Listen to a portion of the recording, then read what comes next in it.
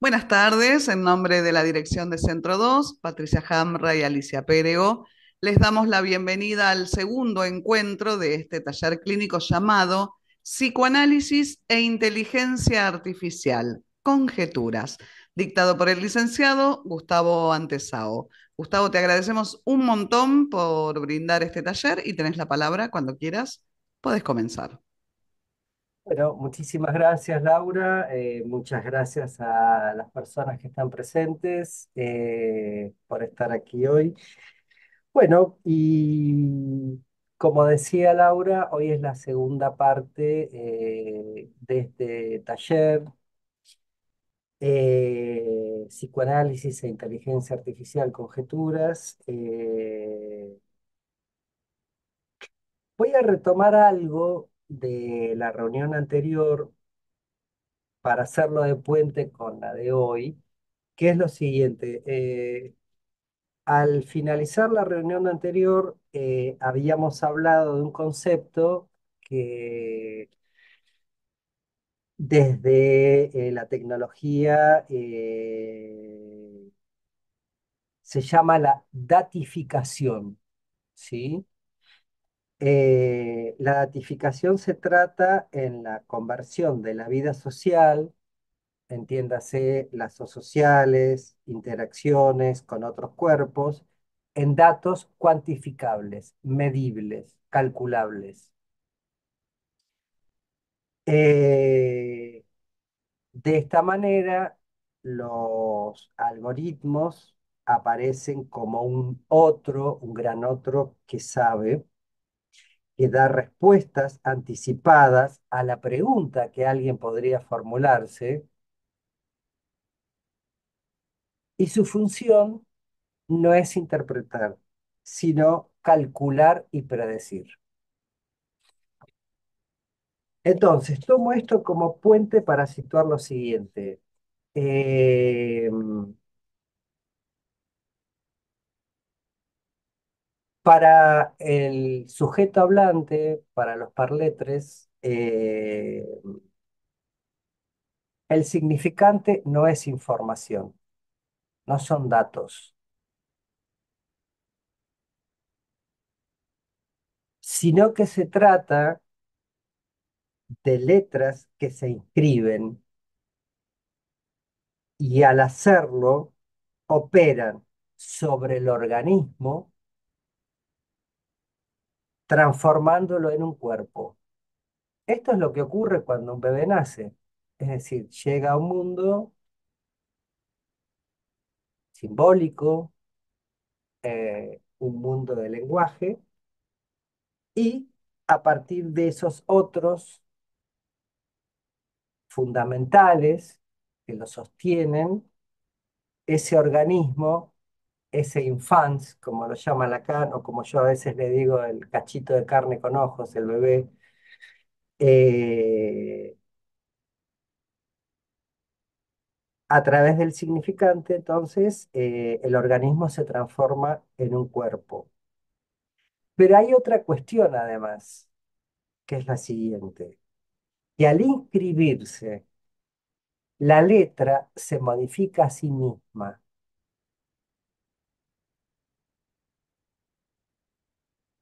¿En qué sentido? Se vuelve significante, no es pura letra. Y justamente en esa modificación de la letra del significante lleva un plus que no puede ser cifrado. O sea, hay un resto, siempre hay un resto. Vieron que en el psicoanálisis siempre planteamos que siempre hay un resto que no puede ser asimilado por lo simbólico. Bueno, de esto se trata, ¿no? Y como y decíamos en la reunión anterior, el psicoanálisis siempre anda por los márgenes, eh, surgió de los márgenes de la medicina, eh, tomando las preguntas que la medicina descartaba porque no las consideraba importantes.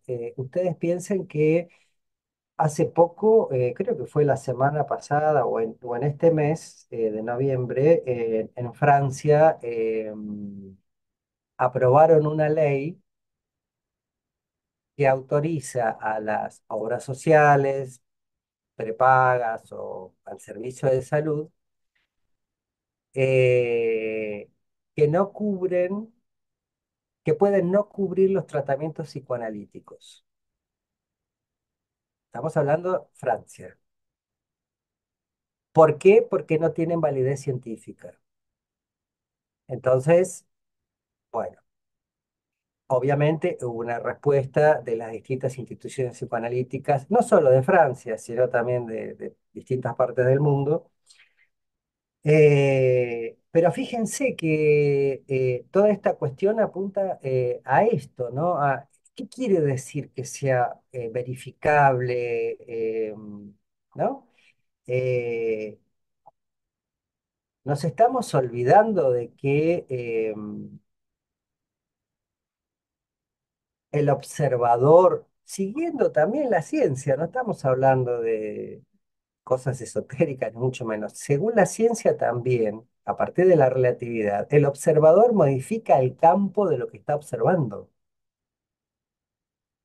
Entonces, la pretensión de las terapias cognitivo-conductuales, que son las que están súper en boga en toda Europa, apuntan a eso, es que si es algo medible, algo cuantificable, algo probable, entonces tiene validez y te lo puedo cubrir con el servicio de salud. Si no es así, como el psicoanálisis, que solo podemos ver sus efectos a precub, no antes, o las terapias cognitivas. No tengo nada contra las terapias cognitivo-conductuales. Quiero decir que son caminos diferentes y que apuntan a diferentes cuestiones.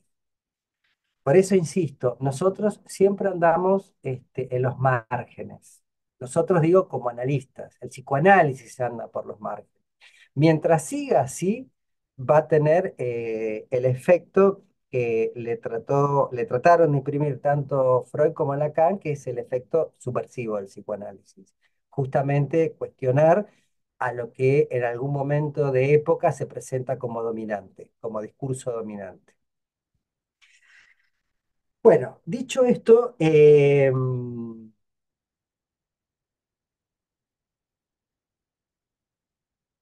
les había comentado la vez pasada que íbamos a hablar de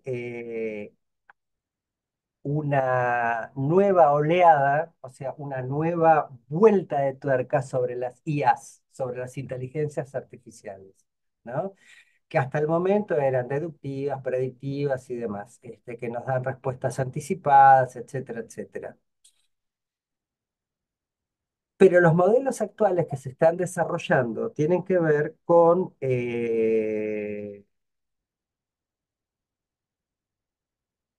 lo que se llaman en inglés se llaman los world models, o sea, los modelos de mundo, ¿no?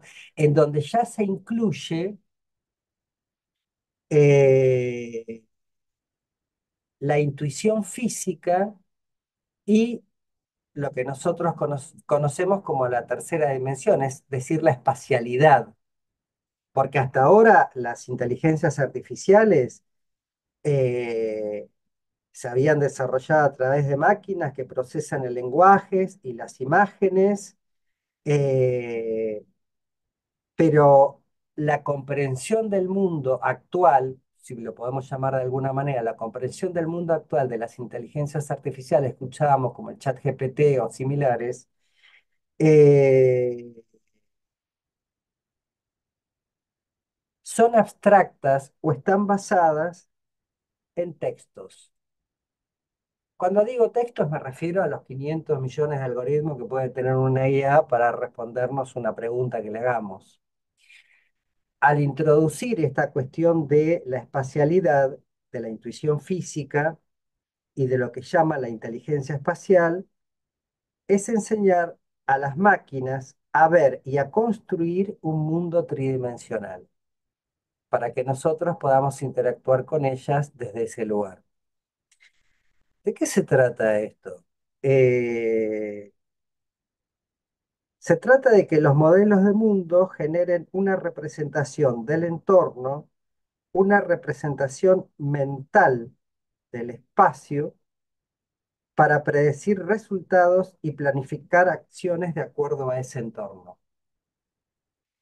Es decir, ¿qué pasa si yo coloco una cafetera y la dejo en el fuego prendida y le pido a la inteligencia artificial que con esta característica, ¿no? del mundo, ¿no? Del modelo de mundo, me va a decir, bueno, pasaron 5 minutos, apago el gas, ¿no?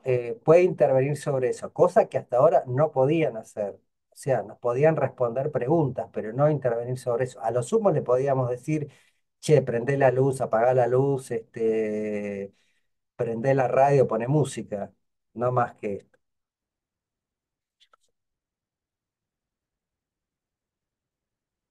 Ahora bien, ¿cómo, cómo pensamos los seres humanos?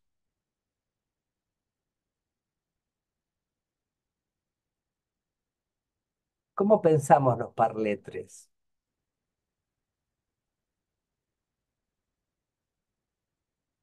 Esto es lo que se intenta capturar a través de estos nuevos modelos de las inteligencias artificiales, aplicarlos a nuevos algoritmos cada vez más complejos que interactúen con el humano. Me acuerdo de la reunión pasada en donde Mónica, que creo que anda por aquí, ella comentaba también, ¿no? De que al hablar con una IA y hacer alguna pregunta o demás, ella terminaba diciendo, bueno, gracias, ¿no? Y en un momento se pregunta, ¿a quién le estoy diciendo gracias? ¿A quién? ¿A qué otro? Si es una máquina, una serie de algoritmos, pero bueno, ella introducía esta cuestión del campo de lo imaginario también, ¿no? Que a mí me parece fundamental, ¿no? Porque me quedé pensando bastante en esto que vos decías, Mónica. Sí, uno interactúa y hay como una cuestión humana, si queremos decirlo así, que bueno, le preguntamos algo a alguien, nos responde, le decimos, che, muchas gracias, nos vemos. Esto funciona así. Imagínense cuando tengamos este otro desarrollo, incluyendo la espacialidad, donde a partir de los algoritmos yo puedo inclusive hasta intentar jugar con una inteligencia artificial tirándole una pelota. La inteligencia va a poder predecir el ángulo donde puede llegar a caer, etcétera, etcétera. Y le voy a poder decir, bueno, acomoda la pelota sobre la caja de juguetes. No es que va a salir una manito de la computadora y lo va a hacer, pero lo va a poder predecir, nos va a poder indicar. Eh,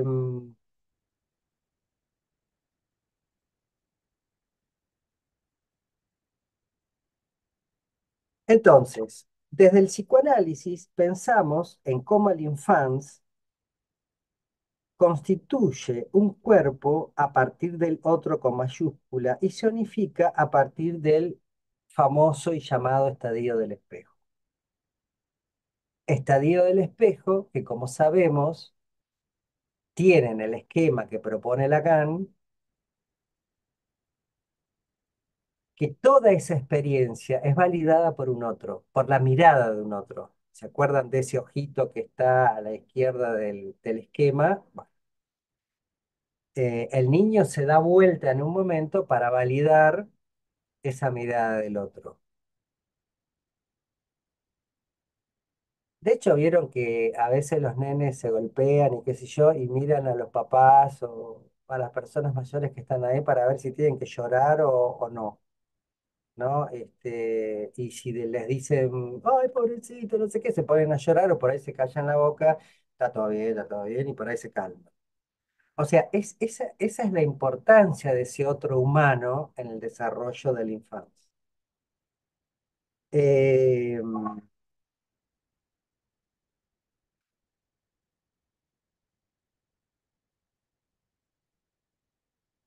entonces, la interacción de la infancia con esos otros, ese entorno, para ellos es fundamental para adquirir una noción de espacialidad que a posteriori nos permite anticipar utilizando la intuición. ¿sí? Los nenes eh, saben que si en un momento se quemaron porque pusieron la manito en la cocina que estaba prendida, se quemaron, bueno, saben que no lo... O sea, eso tiene que ver con todo el desarrollo y con la interacción de los otros, ¿sí? Eh, Habíamos mencionado también en la reunión anterior a un autor que se llama Emilio Valleto, eh, en su libro Las formas en las que un cuerpo cae, libro que me recomendó Mónica también.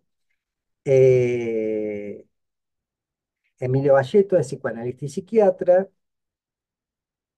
y habla de un cuerpo que tiene un peso porque existe la gravedad. Pero cuando a veces tenemos esas experiencias en donde decimos, bueno, no sé, vamos cruzando la calle y de pronto nos aparece un auto que no habíamos visto venir y sentimos todo el peso del cuerpo en ese momento y no nos podemos mover. Bueno, es como esa sensación de que de golpe sentimos el peso del cuerpo. No siempre.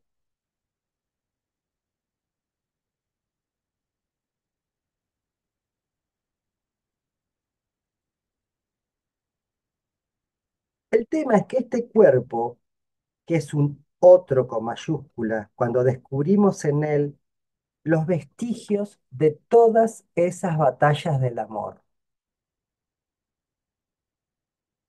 ¿A qué me refiero con todas las batallas del amor? O mejor dicho, ¿qué entiendo que a qué él se refiere con todas estas batallas del amor? ¿No? Es decir, en el amor nunca vamos a salir completamente enteros. No porque hayamos entrado enteros, todo lo contrario. Pero me estoy refiriendo a un amor que incluya la falta, que permita justamente que el deseo del otro se despliegue y poder uno desplegar el propio deseo, ¿no? Eh, y en esas batallas del amor incluyo a la relación de los bebés con sus otros originarios, es decir, sus padres, porque es justamente a partir del afecto que se puede ir construyendo o acompañando a construir, mejor dicho, una subjetividad, ¿no?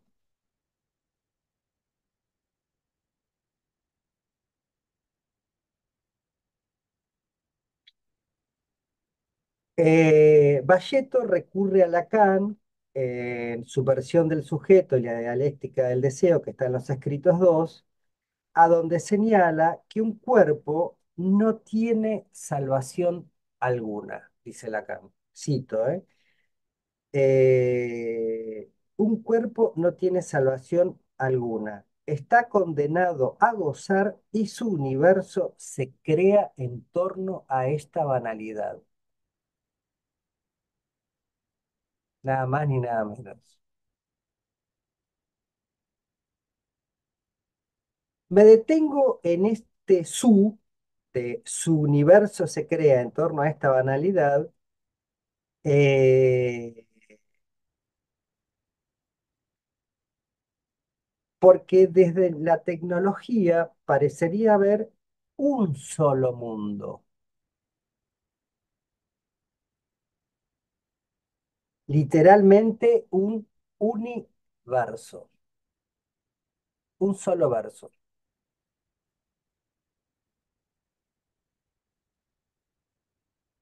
Nos estamos olvidando de algo que Freud había teorizado hace muchos años atrás, el concepto de realidad psíquica. Las IA nos responden a todos por igual, con los algoritmos más o menos amables, más o menos complacientes, más o menos, pero nos responden a todos igual. Eh, y cuando Freud habla de realidad psíquica, está diciendo que sí, hay pérdida de realidad, neurosis, psicosis, pero también hay la posibilidad de hacer lazo con otros, con otras realidades de otros, eh, Y esto es exclusivamente humano, ¿no? Eh, Cada uno anda con sus cosas en la cabeza, de pronto nos encontramos con otro, nos saludamos y después seguimos con nuestras propias cosas en la cabeza, ¿no? Con nuestros mundos, podríamos decir. En una entrevista a Noam Chomsky, que es un lingüista y filósofo de Estados Unidos, en donde le consultan acerca de su opinión sobre la inteligencia artificial, él responde. Cito, es una entrevista que le hicieron en el New York Times. La mente humana no es como el chat GPT o similares. Estas tecnologías son una máquina estadística glotona que se traga cientos de miles de terabits de datos y se arrebata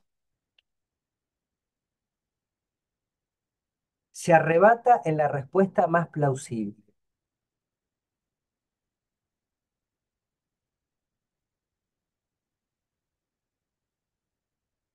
¿Cuál sería esa respuesta más plausible? Dice él. Bueno, a una conversación amable o lo más probable a una supuesta respuesta científica.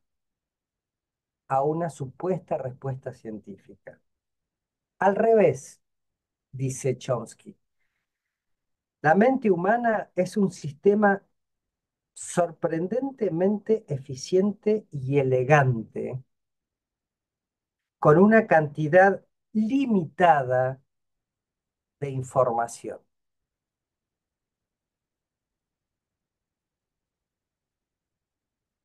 No se trata de lesionar correlaciones sin editar a partir de datos, pero se trata de crear explicaciones, significados y sentidos que sostengan. O sea, la creación de sentido solo es posible a partir de la falta de sentido. Las IAs están plagadas de sentido, o sea, saben, yo pensaba hoy, por ejemplo, no sé, años atrás le podíamos preguntar a Google cómo hacer, no sé, una tarta de zapallitos. Y Google nos mandaba toda la serie de recetas que encontraba. Bueno, hoy le preguntamos a la IA y la IA nos arma una serie de respuestas donde dice, bueno, si quiere afinar su búsqueda, si quiere que tenga ajo, que no tenga ajo, no sé qué. Bueno, eso es lo que hacía antes de alguna manera Google y ahora lo está haciendo ChatGPT. Pero eh, no hay ahí claramente una cuestión que tenga que ver con lo humano. Es como agarrar un libro y encontrar una receta, decir, bueno. Pero inclusive, aunque agarremos un libro y encontremos una receta, sabemos quién la escribió, tenemos alguna idea de la persona. No sé, por ejemplo, se me ocurre el libro de Doña Petrona, que nuestras abuelas tenían, o qué sé yo, tenían como un reconocimiento. Era Doña Petrona, ella cocinaba bien, se sabía quién era, se sabía cómo trabajaba, bueno. Pero estos datos son de una asepsia total. O sea, no hay algo que esté articulado al orden del deseo, ¿sí? O sea, ¿de quién es el deseo de un algoritmo? Porque tampoco hay uno solo. Si hubiera uno, podríamos decir, bueno, es el deseo del tipo que escribió eh, el programa. No sé si les ha pasado alguna vez que cuando algún paciente envía un mensaje y el corrector se lo modifica, y a veces le pone otra cosa de lo que el paciente quería decir. Bueno, ¿de quién es ese lapsus? ¿No? ¿Quién se hace cargo de ese lapsus? ¿No? Puede pasar que un paciente diga, no, mirá, sí, me queda resonando esto, no lo escribí yo, me lo dijo el corrector, pero me queda resonando, con lo cual se interroga sobre eso que apareció ahí. Eso tendría que ver con algo de la subjetivación de eso que pasó, pero otro puede decir, mirá, yo escribí esto y el corrector me puso esto otro, lo mandé y bueno, entonces tenemos que interrogar al que hizo el corrector para ver el porqué del lapsus, ¿se entiende? No sé si me quieres preguntar algo.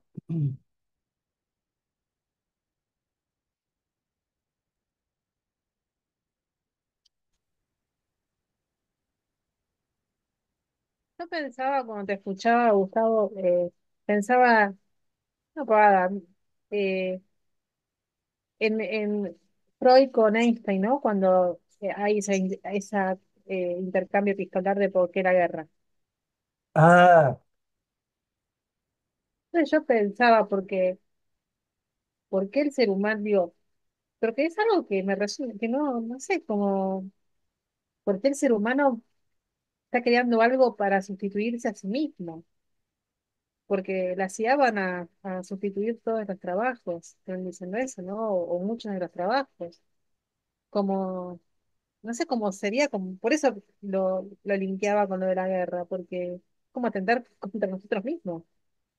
Eh, y la importancia me parece de esto en relación a, bueno, a las subjetividades que se están produciendo y que se van a producir a partir de este gran otro completo. me Eh, parece, sí, sí. perdón. No, no, No, no, decime, no, no, decime. sí, sí, sí, sí, sí. No, Que me dejaste pensando con esto, ¿no? De Freud, Einstein, la pregunta de Freud, el porqué de la guerra, ¿no? Y esto, ¿por qué el ser humano estaría creando algo para destituirse a sí mismo o que lo destruya a sí mismo, ¿no? Podríamos pensar que así como Freud a principios del siglo pasado se preguntaba estas cosas, ya entrada la segunda década de este siglo, podemos pensarlo como, en relación a tu pregunta, Mariel, ¿no? A lo que vos te cuestionabas, digo, como una nueva forma de la pulsión de muerte, una yo nueva pensé lo forma mismo. que, ¿no? Pensaba en la respuesta que dio Freud, ¿no? La pulsión de muerte, y pensaba otra, ¿no? Otra modalidad de la pulsión de muerte. Ujú. Pensaba eso, ¿no? Sí, yo creo que sí. Está buena esa perspectiva, porque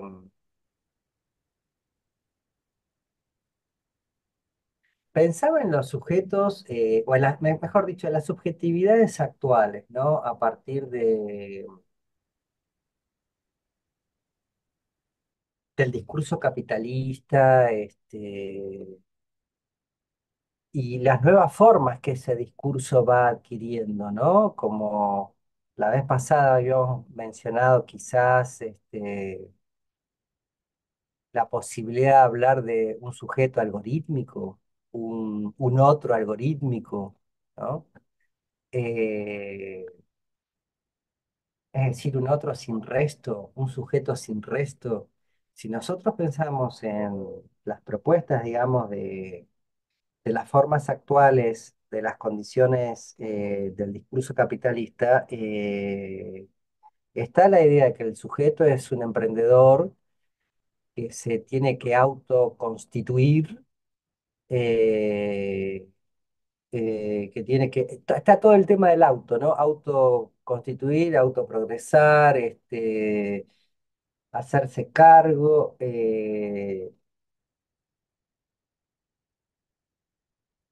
y todo esto sin un lazo a un otro. Mira, hoy es una pavada, ¿no? Pero hoy estaba en una sesión y una paciente dice como una frase que le venía, ¿no? De sus generaciones anteriores, uno nace solo, vive solo, no necesita ayuda de nadie. Y digo, ¿qué bebé nace solo? ¿Qué pasaría si un bebé queda solo?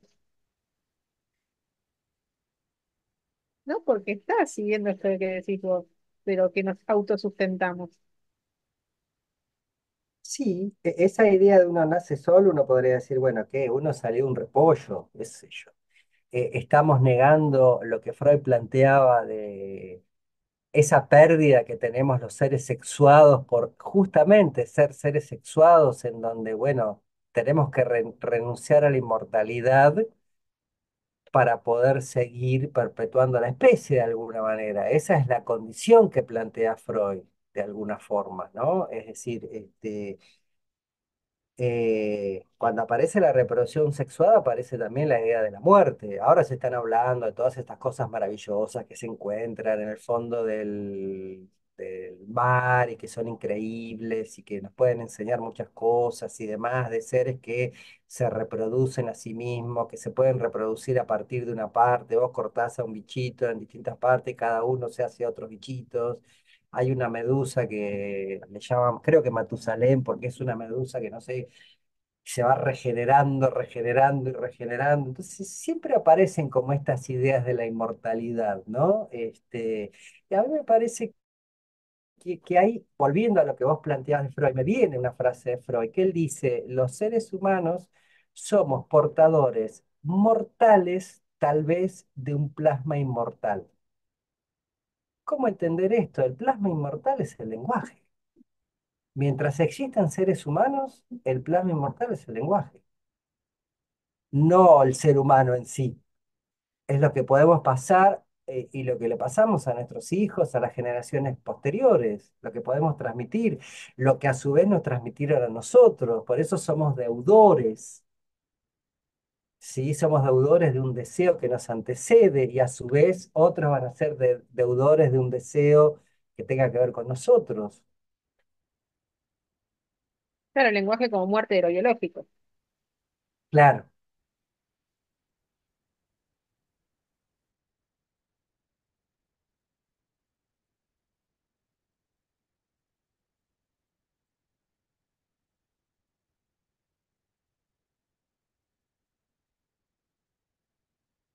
Volviendo a este psicoanalista, psiquiatra Valleto,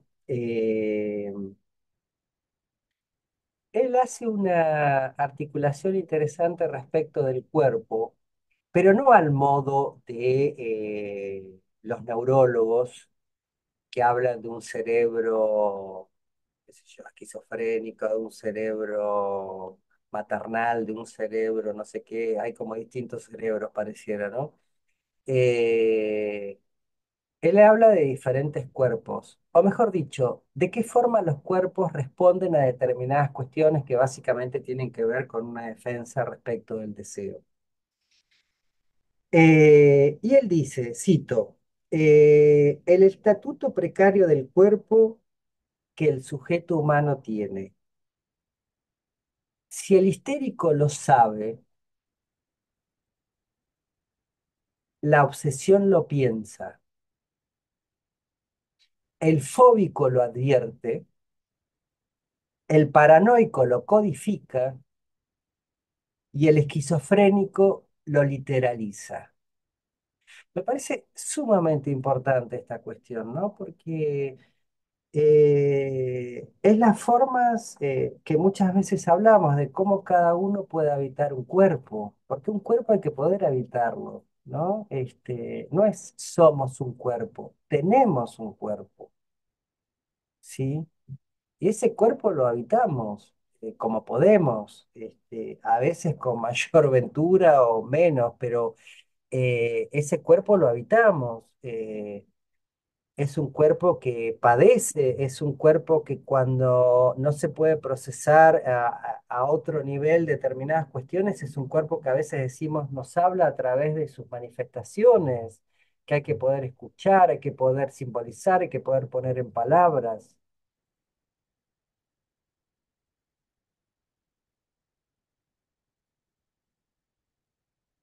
O sea, básicamente, volviendo a lo que decía Valleto, poder conceptualizar al cuerpo más allá de la manipulación de las big datas, o sea, de los grandes de las grandes tecnologías de las inteligencias artificiales, ¿no?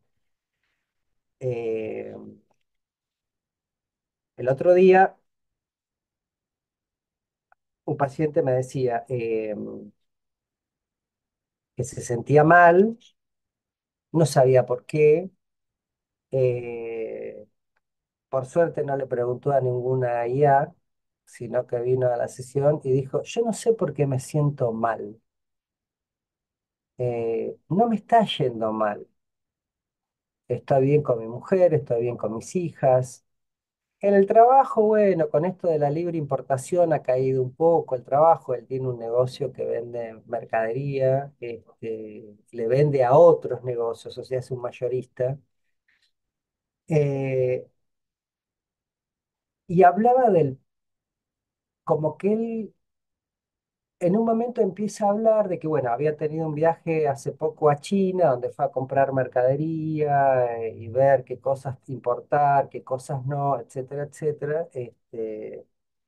Estuvo 40 días en China y me dice, bueno, obviamente viviendo en un país tan diferente, imagínate, te cuesta una semana adaptarte a 11 horas de diferencia. Una vez que te adaptás, tenés que ir de un lado al otro porque tenés que ir a las ferias en donde están las mercaderías y bueno, hay trasladarse de una ciudad a otra. China es inmensa, entonces...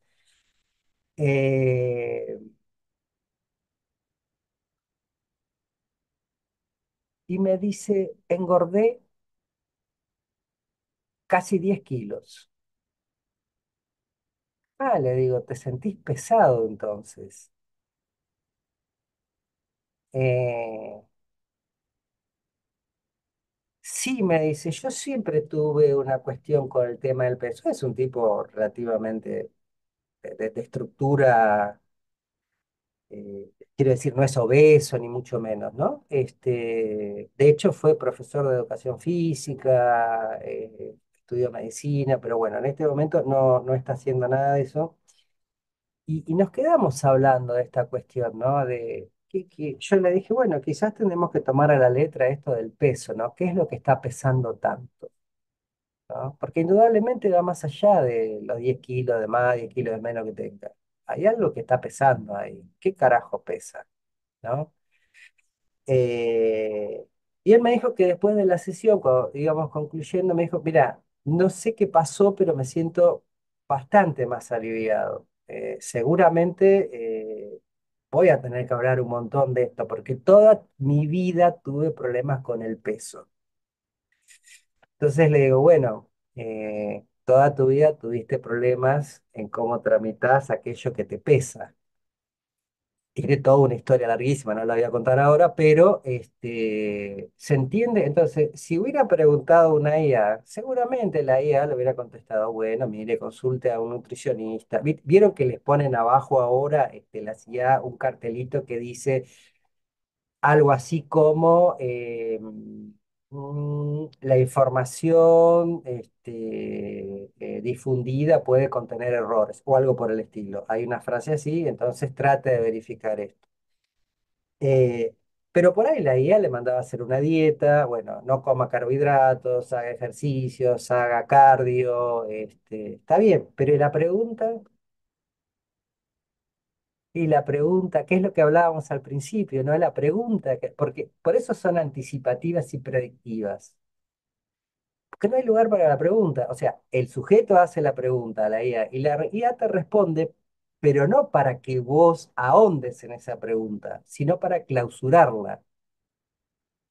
En ese sentido es como la religión, ¿vieron? Perdón, Los, el otro sí, día una paciente tuvo un sueño y se lo preguntó a la IA, por supuesto, y me dice, es genial, me respondió todo. Y entonces yo digo, bueno, pero trabajemos, vos qué opinás.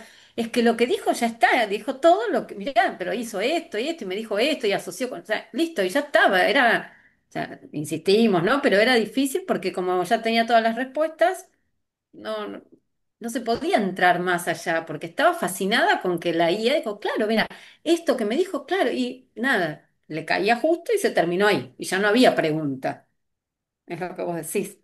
exactamente. Bueno, yo nací en una familia supuestamente católica, ¿no? Digo supuestamente porque no le da mucha pelota a la religión, ni menos, pero bueno, había una abuela que era muy insistente con que tomemos la comunión. Bueno, para tomar la comunión tenés que ir a catecismo. Vas a catecismo y en catecismo, yo después lo pensaba, eh, hay dos preguntas que uno se hace, que el catecismo te dice que no te las tenés que hacer, pero no es que te lo dice de esta manera. Hay dos preguntas que justamente tienen que ver con lo que está forcluido en la neurosis, sexualidad y muerte.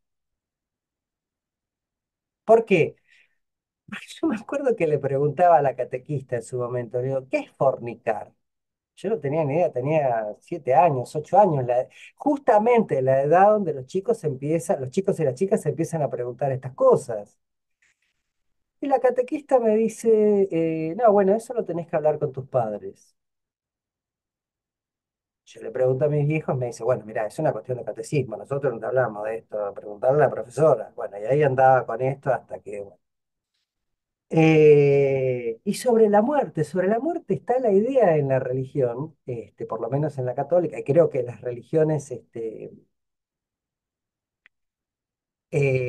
más importantes, quiero decir las monoteístas, hay una idea de un más allá. ¿No es cierto? Es decir, bueno, nosotros, por ejemplo, en la católica estamos acá, tratate de portar bien, así te ganas el cielo. Pero yo no me quiero ganar el cielo, yo lo que quiero es vivir lo mejor que pueda en este mundo. No quiero que me manden a vivir otra. Esa es la ilusión del obsesivo, ¿no? Siempre hay tiempo para, ¿no?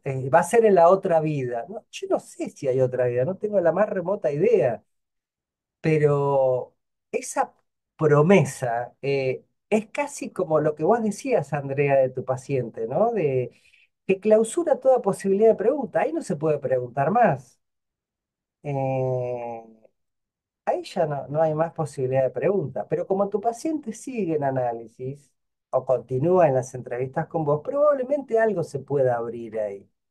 Y que no quede, bueno, mira, tuve otro sueño, le consulté en la IA y me contestó esto,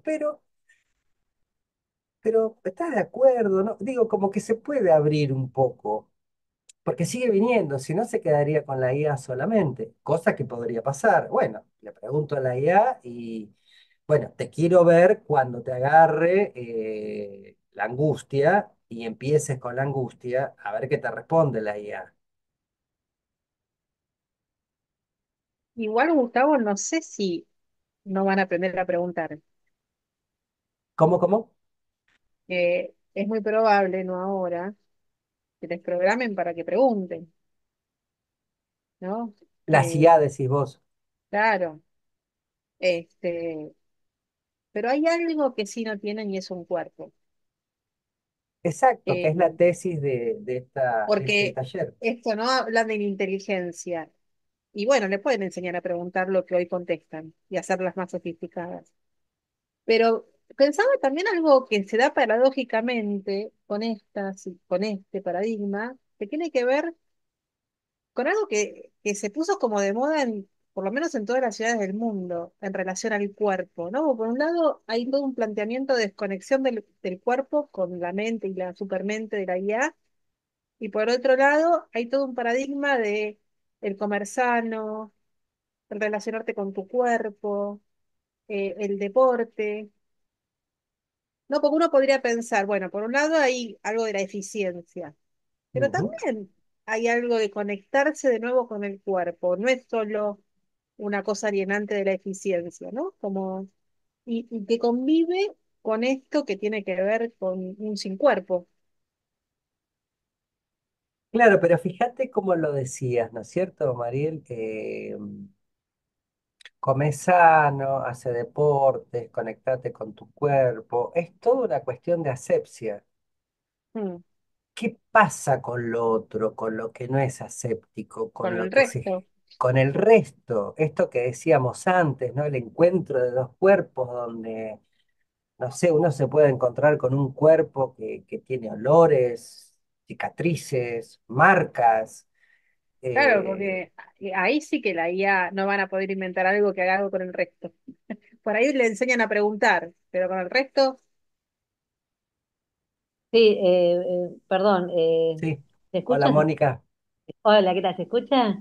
sí, Me acuerdo que en una clase que habíamos hecho en un seminario también con Bacheto sobre la atención virtual, que fue post mm, pandemia, enseguida de la pandemia, vino Indart a dar una clase, creo que Juan Carlos. está en YouTube, y él decía, hay algo de los cuerpos, que lo que recién tomabas, Gustavo, que es el cuando alguien habla y te escupe, ¿no? Mm, O sea, esas cosas que son con los fluidos del cuerpo, los olores, uy, viste, te apretaron, te saludaron con la mano y la mano está transpirada, bueno, todas esas cosas que tienen que ver con los fluidos del cuerpo, e incluso en la conversación y no necesariamente en la intimidad, que va por fuera de esta, como decías, la asepsia, la higiene, que ya lo tomaba Foucault, ¿no? Esta cosa que es más tomar el cuerpo como mecánico.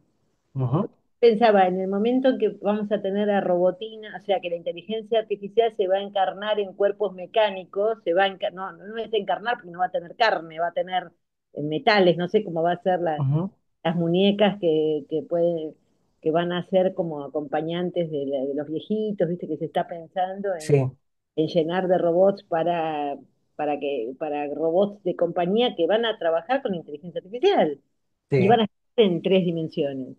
ujú. O sea que con lo cual alguien que tiene demencia, que no reconoce mucho, por ahí cree que es una persona ese robot, o sea, no sé. Sí, sí, sí, sin duda se va apuntando a eso y quizás a esa persona en particular, que a lo mejor no tiene a nadie en la vida y la está cuidando a un robot, le viene bien, pero fíjate que estás hablando de la perspectiva de la persona, que esa persona crea que ese robot es otra persona. O sea, es como, bueno, la ilusión y la creencia. Mm.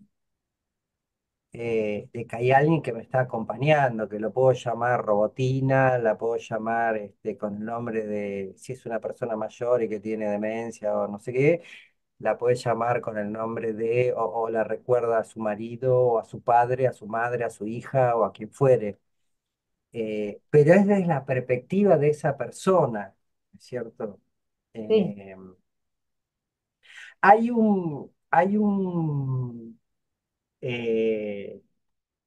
eh, un trabajo que está haciendo un psicólogo en España hace muchos años, no es psicoanalista él, pero me parece que tiene un montón de cuestiones que se articulan con el psicoanálisis. Él trabaja con personas mayores. Lo pueden encontrar en YouTube, hay varios casos que se presentan, que se llama Música para despertar. Son personas que están demenciadas o con Alzheimer muy severos y demás, que a veces están así, entonces tienen entrevistas con los familiares y le preguntan a los familiares, bueno, a tu mamá, a tu abuela o tu abuelo, qué música escuchaba, qué le gustaba. Empiezan a hacer como un rastreo de la historia de esa persona y de pronto le ponen música que ellos escuchaban. Están las enfermeras que no son virtuales, son personas reales que los acompañan, y están otros compañeros también de la internación de esta gente, y es impresionante cómo se vitalizan, pero eso sí, tiene que ver con la historia de esa sí. persona. Yo lo vi eso, porque él había hecho todo un trabajo de investigación para que le den incluso dispositivos para los pacientes, para tener no sé, eh, Los cascos, como dicen en España. cascos, y es increíble porque tiene que ver bueno, con el registro, a dónde van ese registro, esas marcas, como decís vos, de la historia que entraban por la música y que todavía conserva la persona, ¿no? sí, y que los llevan a momentos importantes de la vida. Yo creo que también otro de los registros, eh, que es muy humano, pero que es como una de las cosas más, si se quiere, primitivas que tenemos los seres humanos, es el registro del olfato, ¿no? Es tan potente el registro del olfato, porque está conectado con el sistema límbico, que es uno de los primeros sistemas que se arma antes de que se desarrolle todo el psiquismo y demás. Eh, yo siento el olor a estas plantas trepadoras que son blancas, que tienen un perfume muy intenso, ¿Jazmín? pero jazmín, pero el jazmín creo que se llama del país, el que es de tipo enredadera. Tipo enredadera. Ujú. Bueno, en la casa de mi abuela, vos entrabas a la casa de mi abuela y abrías la puerta, tenía un jardín de entrada, y en el jardín de entrada tenía toda una pared llena de esa planta. Y yo huelo eso y me acuerdo automáticamente de mi infancia y de esa casa. Ujú. Es como el primer recuerdo que me aparece, ¿no? Entonces, esto que vos traías, Moni, ¿no? De las personas que bueno, quizás para algunas personas les resulte útil tener un robot humanoide, Sí. siempre y cuando también estén asistidas por personas. Ujú. Eh, entonces, no sé, vos hablás de robotina, me hacías acordar a los supersónicos. Sí. Bueno, pero ¿qué pasaba? No sé, entra en cortocircuito. ¿Qué puede hacer ese robot? No sé, me puede pegar, me puede lastimar. Hay toda una cuestión ética que se arma en torno a la interacción entre la máquina y el sujeto humano, ¿no? Eh, Y Gustavo, también yo nos vengo escuchando a todos, ¿no? Y estamos todos hablando en algún punto de la especificidad de lo humano, mm, como queriendo rescatar lo humano como si fuese de vía de extinción, lo que es propiamente humano, ¿no? Como, no sé, porque todos nos quedamos hablando como de eso, de rastrear lo humano. Es que me parece que ese es el punto, Mariel, por lo menos lo entiendo así.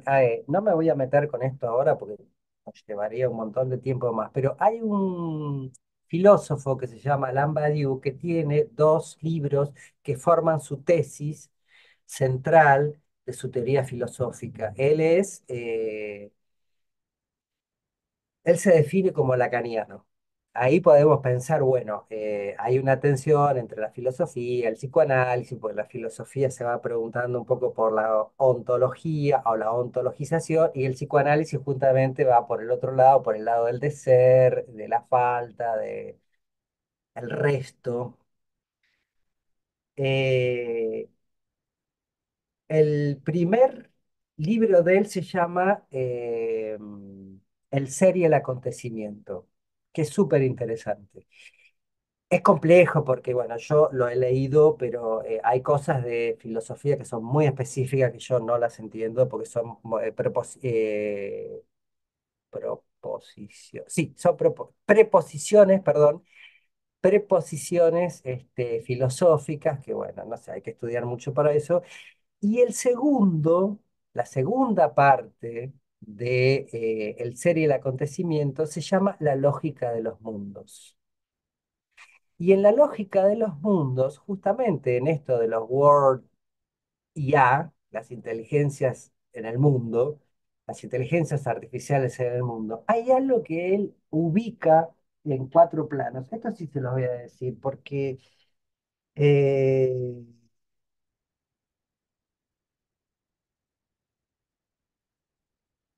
lo primero que él señala es que en la lógica de los mundos no se trata del ser, Esperen que me desenfoco, yo me voy un poquito. Ahora voy a volver mi cámara, pues es una cámara inteligente y hace lo que se le canta, supuestamente, ¿no? Sí, se apaga sola también a veces. Entonces, en la lógica de los mundos plantea que no se trata del ser, sino de las formas en que el ser aparece en los mundos. Se trata de una existencia en esos mundos. Nosotros podemos pensar, ¿vieron cuando decimos, bueno, cada persona es un mundo? En algún punto es así y en algún punto no tanto, ¿no? Y una de las primeras cuestiones que él ubica con esto que vos planteabas, Mariel, es la cuestión del amor, ¿no? Eh, y insisto cuando hablo del amor a partir de cómo Lacan lo plantea desde el seminario 11 en adelante, ¿no? El seminario de los cuatro conceptos, que habla eh, del pasaje eh, de un amor infinito a un amor sin límite. A mí me llevó mucho tiempo entender esa frase, no sé si la entendí del todo, pero creo que apunta a esta cuestión de un amor infinito es como el amor puramente imaginario, ¿no? Y un amor sin límite, Lacan después lo retoma y lo trabaja, es un amor que incluye la falta, ¿sí? Es un amor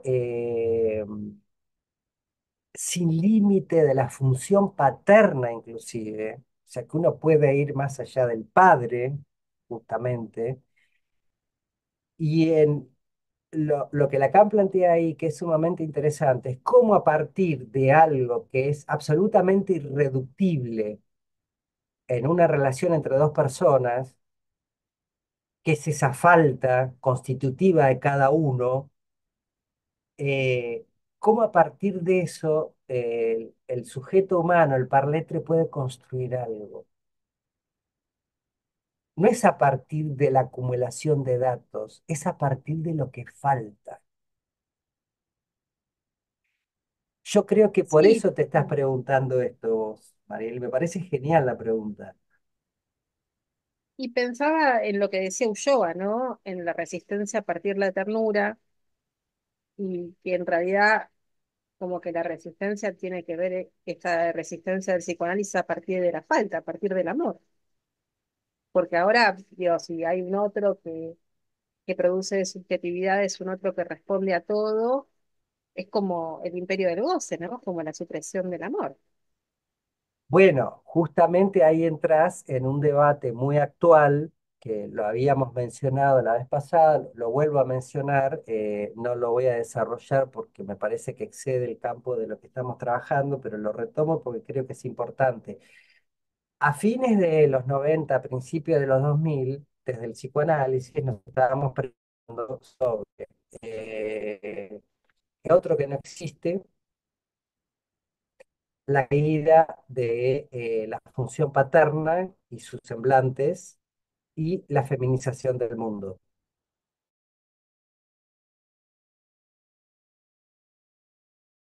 Se empezaron a hablar de los comités de ética, es decir, cómo regular, ¿no? ¿Se escucha bien? Medio que se entrecortó, Gustavo. Marca que tenés mala Ah, señal o mala internet.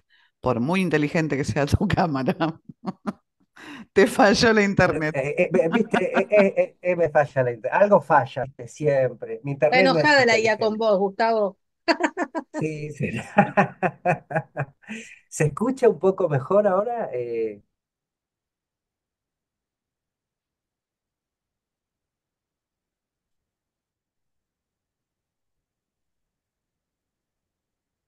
¿Ahora sí? Ahora sí. Bien, sigo. Esperen que... Sí, sí, sí, se va a enojar y va a explotar todo acá en cualquier momento. Em, esperen que me olvidé de dónde estaba. Ah, vos estabas hablando de la resistencia. De la resistencia. a partir de Ulloa, ¿no? Como que la Que Ulloa resistencia. planteaba la ternura desde lo, digamos, y lo que venís planteando es a partir de la falta y a partir del amor, que es lo que se quiere obturar, ¿no? En vez de balas, la batalla va a ser con amor, algo así, porque, o con algo de eso, ¿no? De cómo se Es que resta del otro a este lado, conflicto. ahora, ahora que vos decís esto de las balas, del otro lado, cuando digo desde las corporaciones que manejan todas estas big datas, ya tampoco están usando balas. Están usando estos medios, que son medios de alguna manera de control social y de dominación, ¿no? Entonces, creo que del otro lado la resistencia tiene que ver con esto, ¿no? Del amor, la ternura, el lazo social, el poder encontrarse con el otro, lo que hablaba Mónica antes, ¿no? De los fluidos, de los cuerpos, de los olores, de la caricia, eh, de poder ver a algún amigo haciendo, no sé, algún espectáculo, y emocionarse con eso, emocionarse con los logros de algún familiar, algún amigo, los hijos, eh, excesivamente humana.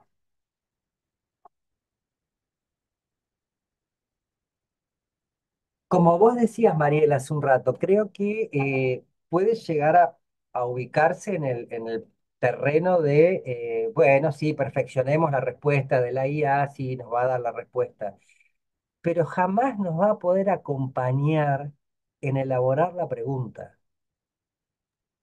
Sí, y en esto del resto tampoco, ¿no? Pero pensaban también en la dialéctica, porque todos los movimientos históricos, ¿no? Entonces también va a haber una reacción a esto, y de hecho ya la está viendo en algún punto, con, como con cierta creación o multiplicación de las pequeñas grupalidades, ¿no? Cuando ante la caída del nombre del padre o de los grandes movimientos, empezaron a proliferar más como las pequeñas grupalidades. Entonces me parece que esto también va a traer como una antítesis. Y bueno, veremos qué va saliendo, ¿no? Pero creo que, porque siempre fue así en la historia. Sí, sin duda. A ver, no es para salir corriendo como loco, decir, ah, nos está invadiendo la idea. No, me parece que la idea, claro, la idea es Es poder, que bastante desolador, igual.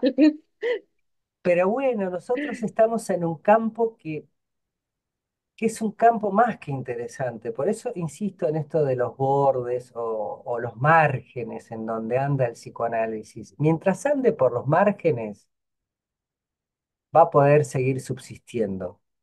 El psicoanálisis, digo, ¿no? Eh, todos los intentos de formación del psicoanálisis no han funcionado. Por eso Lacan en algún momento arma una escuela y después disuelve.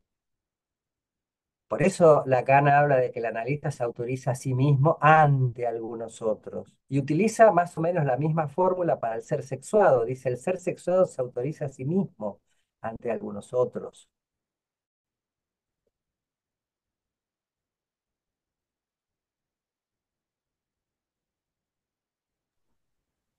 Acá me volvió a aparecer el cartelito que tengo la conexión inestable. No sé si me escuchan. Sí, sí, quedaste congelado, Gustavo. Bueno, Poniéndole ya de así, mal así, humor. así, La estás pagando. así ando. Así ando, congelado, me congelan, ¿te das cuenta? Bueno, quería ir, ya estamos cerca de la hora.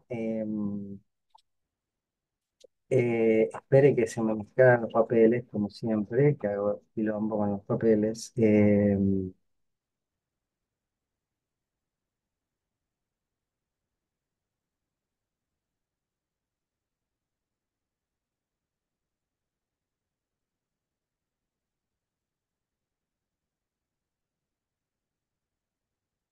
Eh,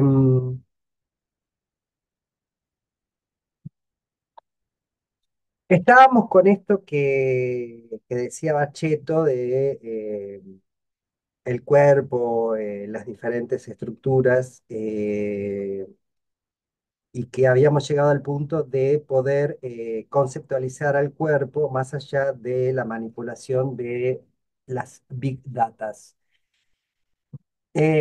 Lacan apostó por lo imposible de una escritura de la relación sexual.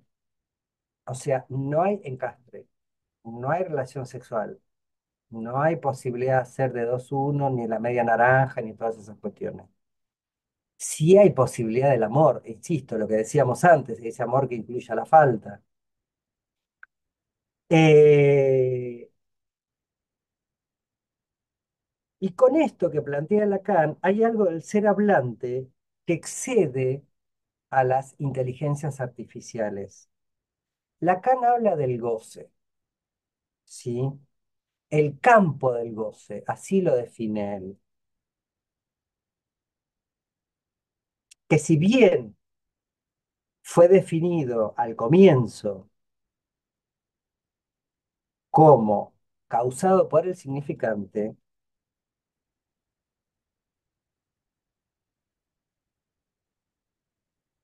queda como un excedente. Es lo que decíamos antes, de lo que el significante no puede reabsorber. Y Lacan agrega algo que me parece interesante ahí, ¿no? Desde la perspectiva de lo que estamos hablando. Dice, corrompe la lógica del orden simbólico y altera su estructura. Entonces, en un mundo así totalmente digital y demás, ¿vieron cuando las películas aparece, bueno, de qué manera destruimos a las máquinas que nos vienen a atacar y qué sé yo, les metemos un virus? ¿Qué virus le podemos meter nosotros? El goce.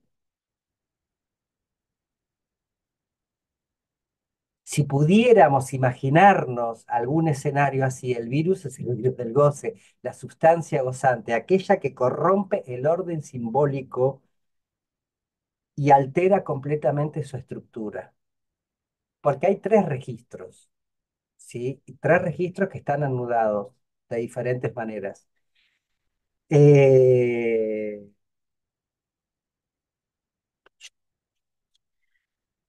Hay otro texto, y con esto termino,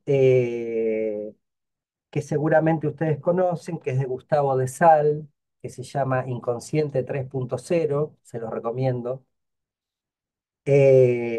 donde él se plantea lo que hacemos lo que hacemos los seres hablantes con la tecnología y lo que las tecnologías hacen con nosotros. Me parece interesante ese interjuego, ¿no? Eh, Dice, esta alteración, cito, esta alteración eh, que se produce paradójicamente, eh, hay algo que el significante porta que tiene que ver con esto del equívoco, ¿no? Y que justamente el algoritmo no tiene equívoco. El algoritmo es un algoritmo, te contestó, te gustó, así como decía Andrea, la paciente quedó fascinada con la interpretación del sueño que le hizo la IA, el chat GPT y listo. Pero el analista le puede preguntar, ¿y?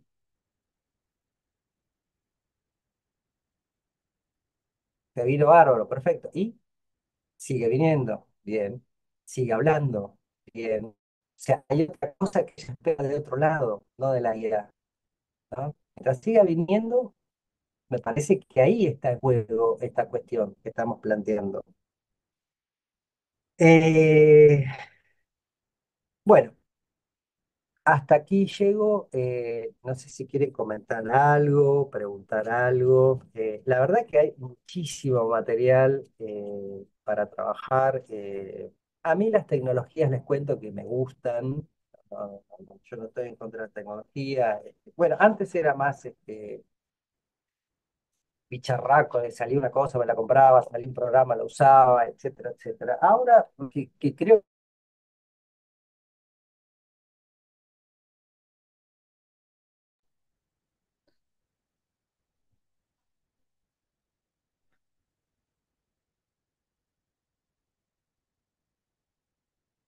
Eh, la compañera, no me acuerdo el nombre, que dijo que la Mariel, paciente, Andrea, María, que se Andrea, fijó en los sueños con la idea.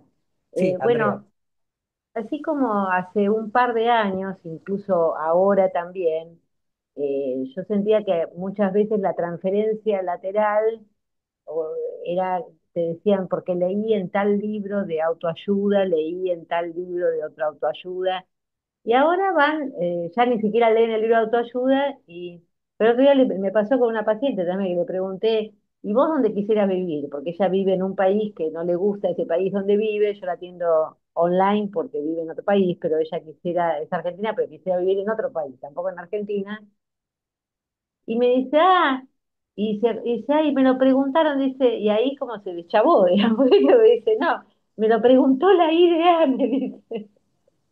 O sea que, claro, ahí deschavó que muchas veces ella le consulta cosas que van por fuera de la transferencia, digamos, que es como una transferencia lateral, digamos. Conversa con ideas sobre sus cosas como también conversa conmigo, digamos, ¿no? Sí, O con una... me haces acordar a un paciente que yo atendí durante muchos años, un paciente esquizofrénico, bastante compensado, eh, fanático, según él, del psicoanálisis, porque cuando tuvo su crisis por allá a sus 18 19 años, lo ayuda una... eh, él estaba en Córdoba, en el Uritorco, viajó con un grupo de gente a hacer los avistajes y las energías y no sé qué, y en ese momento él se le declara a una mujer que a él le gustaba, la mujer le dice que no y se brota. Tiene un brote. Estuvieron re locos los compañeros buscándolo porque estuvo metido en una cueva como 2 o 3 días hasta que lo encontraron y lo trajeron a Buenos Aires. Bueno, yo la atiendo muchos años después de eso, pero la primer persona que lo atiende en Buenos Aires es un analista. Y la verdad que un analista que hizo un trabajo espectacular con él, porque era un tipo que no quería tomar medicación. Entonces el analista le dijo, perfecto, pero tenemos que hacer algo con el cuerpo. ¿Por qué? Porque a él le pasaban estos fenómenos esquizoides con el cuerpo y lo que lo mandó a hacer era una especie de terapia física a un lugar. Bueno, y el tipo le ayudó un montón. Y me acuerdo que en una ocasión él me cuenta acerca de todo lo que tenía que hacer a la mañana para poder salir a la calle con un nivel más o menos que le permitiera interactuar con la gente. Es decir, porque él señalaba que se acostaba y es como que se reseteaba y a la mañana siguiente se levantaba con una negatividad terrible. Entonces hacía dos cosas. Leía un libro, yo me lo leí el libro, un embole absoluto, porque es un libro de autoayuda que se llama El Memorándum de Dios, Wow. escrito por un tal Og Mandino. No me voy a olvidar nunca de ese, me costó conseguirlo, Og Mandino. Y es un libro que habla en primera persona, o sea, el que habla es Dios. Él tenía que leerse el libro completo todas las mañanas. Y además tenía que hacer los ejercicios que había aprendido corporales como para tener el cuerpo más o menos acomodado, como decía él, para poder salir a la calle. Esto que vos decís, ¿no? Como que ahí, obviamente jamás le cuestioné la lectura del libro, jamás le cuestioné eso. Yo dije, pero qué embole cuando lo leí, porque era una cosa, digo, yo te digo, hijo mío, que no sé qué, que hagas esto, que hagas lo otro, qué sé yo. Bueno, y eso lo iba articulando. Podríamos decir que actuaba a modo de suplencia en nombre del padre, quizás. Eh, pero bueno, esta referencia que vos decís, ¿no? De, bueno, lee, pero ahí aparece en tu paciente, Mónica, aparece esto que se le escapó por ahí, que bueno, se le había preguntado a la IA. No sé cómo estará este hombre ahora, con estas, porque el tipo era súper tecnológico, venía con la computadora del consultorio, quería grabar las sesiones, filmarlas. Bueno, toda una cosa muy psicótica. Y yo le decía que no, se enojaba y yo le decía que no, justamente porque le digo, mira, una sesión tiene que empezar y tiene que terminar. Y termina para que puedas venir la vez que viene.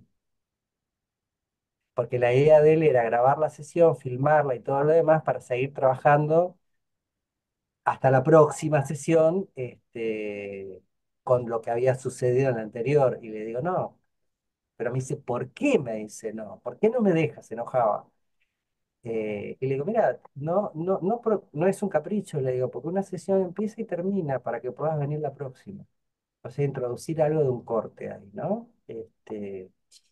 Pero bueno, esta referencia a los libros, a la CIA, vamos a tener, creo yo, como mucho material de aquí en adelante, como para ir hablando de los casos clínicos que nos acontezcan, así como comentaba Andrea, como comentaba Mariel, vos, Mónica. Eh, bueno, no voy a hablar de colegas que supervisan. Sí, eso me llamó muchísimo la atención que contaste, pero bueno, terrible. Bueno, gente, les agradezco muchísimo Bueno, la muy presencia, bueno. la participación y bueno, será hasta el próximo taller, conferencia, lo que fuere. Muchas gracias, Gustavo. Muy bueno, muy interesante. Bueno, Gracias. no, muchas Gracias. gracias a ustedes por participar. Muchas gracias, Laura. Un placer realmente, Gustavo, escucharte y bueno, será hasta la próxima. Te mando un besito y nos vemos el Nos sábado. vemos el sábado. Gracias. Muchas Chao. Chao, Chao, chao. chao. Gracias por estar.